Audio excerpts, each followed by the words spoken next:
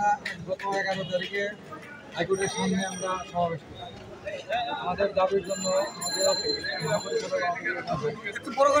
আমাদের সমন্বয়কারী 19 জন আছে, তাদের সাথে আমাদের আমার ভাইয়েরা আছে। এখন আমরা অপেক্ষা করতেছি এখানে যে ভিতর থেকে আমাদের খবর দপ্তর ডিগ্রি ঘোষণা করে আমাদের এক দফা একদম মানে আমাদের কোনো কথা নাই। আর যদি না মানে তাহলে আমরা সারা বাংলাদেশ কর্মবিরতিতে যাইতে বাধ্য হব।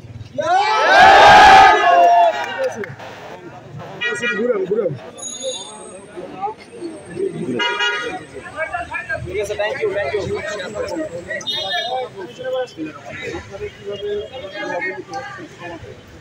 আমরা 1948 সালে 12 জানুয়ারি সেখান থেকে আমাদের বিভিন্ন ধরনের নির্যাতন, আমাদের যে উদ্যোগের কর্মকর্তা আছে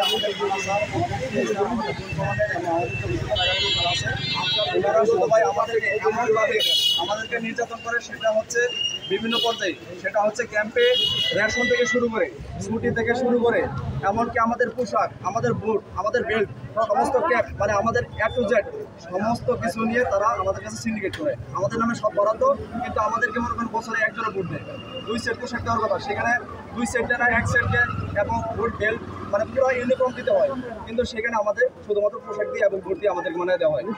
আমাদের যে নির্যাতন, সেই নির্যাতনের ক্ষেত্রে দেখেন আমরা কোনো জায়গায় আমাদের যে দাবি দেওয়া সেইগুলো বললে ওনারা আমাদেরকে বাধা দেয়।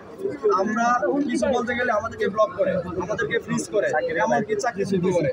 এবং আমাদের যে রেশনের ক্ষেত্রে সেই 1948 সাল থেকে আমাদের রেশনের যে বরাদ্দ ছিল 125 টাকা জনপ্রতি, সেখানে এখন 589 টাকা 44 পয়সা করে আমাদের কাছ থেকে গত 2 মাস ধরে কর্তন করতেছে। এই বিষয়ে একটা চিঠি হয়েছে, সেই কথা বলছি যে ভাই আপনাদের প্রয়োজনে সবার কথা নিব, কিন্তু একজনের কথা আপনাদের দাবিতে আসবে। ঠিক আছে, দাবিটা করুন, জাতীয়করণ